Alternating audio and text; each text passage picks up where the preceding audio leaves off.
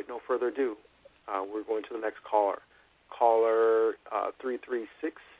I'm going to open up your phone line in just a moment, and then we're going to continue. Please tell me your name when I open up your line and where you're calling from. I'm opening up your line in 3, 2, 1. You are live. Hi. Tell me your name and where you're calling from. This is Mama AZ Paris, and I'm calling you from the last historical site of the Buffalo Soldiers here in Fort Naco, Arizona, Fort Huachuca area. And I'm a late caller in, and I was just made aware a few minutes ago of your blog talk, and I'm so grateful. There's a reason for everything. So, again, this is Mama AZ calling you from Fort Naco, Arizona, and tell me what is the subject about. I know it has to do with land, and it's interesting that you're having this conversation today. So I'm going to mute, and I'm thankful that you reached out to me, my brother. Everything is in divine order. I need to be clued in as to what's going on so I can share it with all of my other Blog Talk families and others that I'm connected to in Missouri and elsewhere. Gus. Absolutely. Thank you, Mama AZ. I appreciate that. Another faithful supporter and friend, lover, spirit. She's always been phenomenal. For those that are tuning in to our show, once again, I am your host. My name is Kingya, and our very honored and special guest is Miss Shirley Johnson.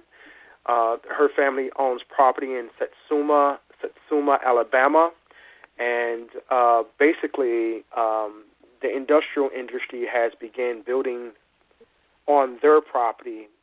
It's gotten to the point where they have become very disrespectful and breaking all of those laws in that state by putting a privacy fence on the front yard of their home.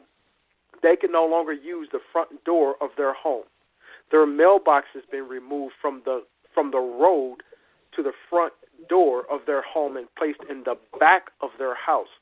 So they can only enter and exit to the back entryway of their home. Imagine a world like that. Imagine being at your home that you own, homeowners, and you're told you can no longer use the front of your house because we're building a privacy fence in the front of your yard. Properties that you own, a house that you paid for, that you own, that you pay a mortgage for, and you're forced to use the back door of your home. How disrespectful, how illegal is that? That's what we're dealing with today. So we have Miss Shirley Johnson on the line, who I have been advocating for. I interviewed her 5 years ago regarding this very same issue on Human Rights Radio, if you guys remember. And the situation has just gotten drastically worse. So that's what's going on today's show. We're talking about that, and we've got some other information to share with you guys a little bit later. I want to talk to you guys about a House Bill 1410, something that's going on in Missouri, where that deals with landlord-tenant issues, where they are. We'll get into that. We will get into that. With no further ado, we're going back to the phone lines. I got to save a little something for you guys. I can't tell you everything we're going to be talking about. I'm going to area code 281. I'm opening up your phone line right now. Please tell me your name and where you're calling from. Your phone line is open. Area code 281. This is Reginald Johnson. I am Shirley Johnson's brother. I'd like to thank you all for giving us. I'm doing fine. I'd like to thank you all for giving us the opportunity to hear our situation. It is pretty bleak. There's someone out there that could come in and help us out. There's a lot more to the story. Just want to tell you a point of view that happened to me. Go ahead. Years ago, years ago when I found out the people was harassing our mother, I gave them a call and blast them out over the phone. And the FBI came and had me arrested. But when we asked the FBI to do something about our situation, they wouldn't do anything about it. So that is another black eye on the justice system. But anyway, we're still working with the system, but we do appreciate your listeners for tuning in. So if there's anyone out there that could help, we would appreciate it.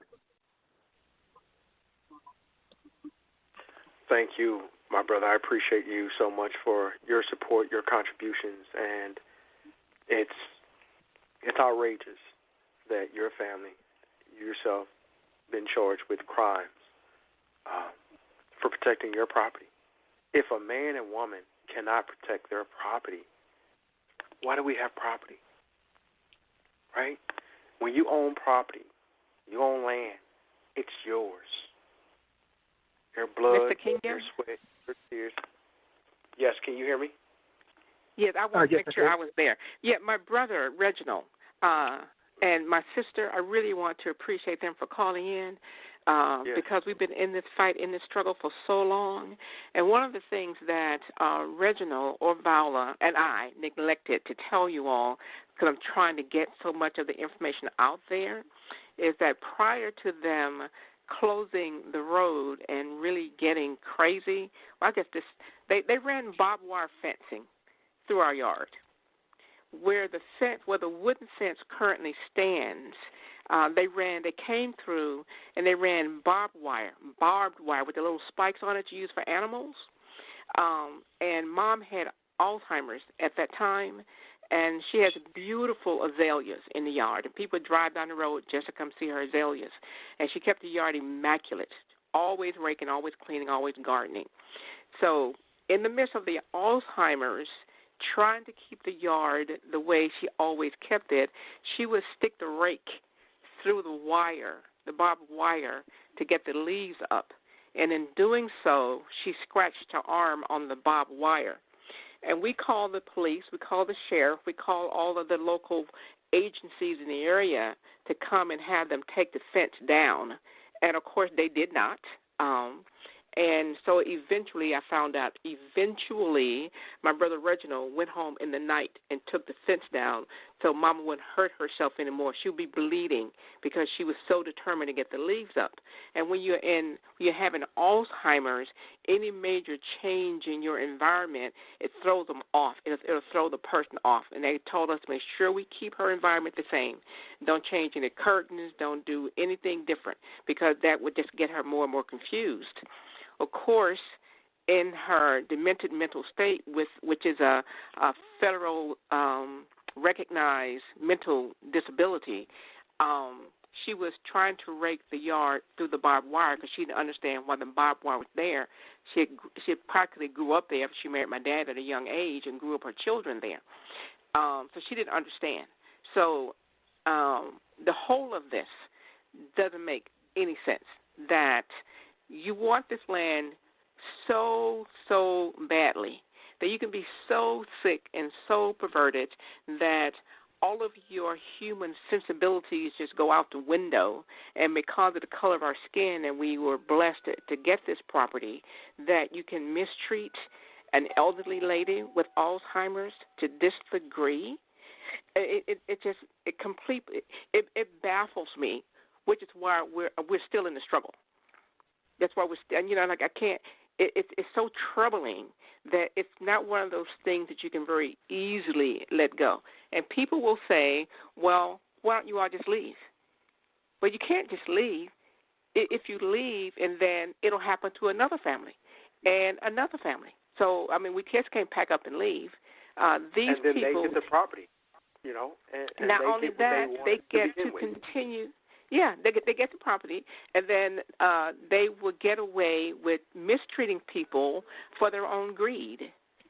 And this company, International Industries, need to be held to account. So I'm praying that someone is out there and that they will go from the top down, because that's what happened. People with money think they can come in and just treat other people any kind of way. No one has ever offered to come and buy the property. They have done all of these things to us, but no one has come to us and said, I really like this property, and I would like to buy it from you. They have not done that, not once.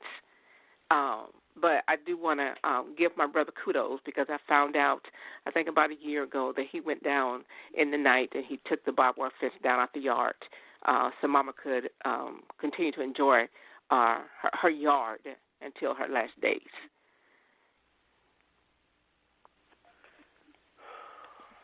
Thank you so much for sharing that. That's great insight for our listening audience.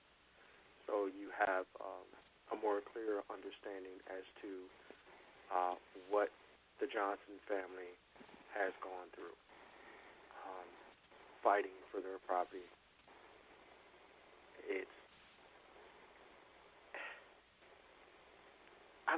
I don't even know where to start.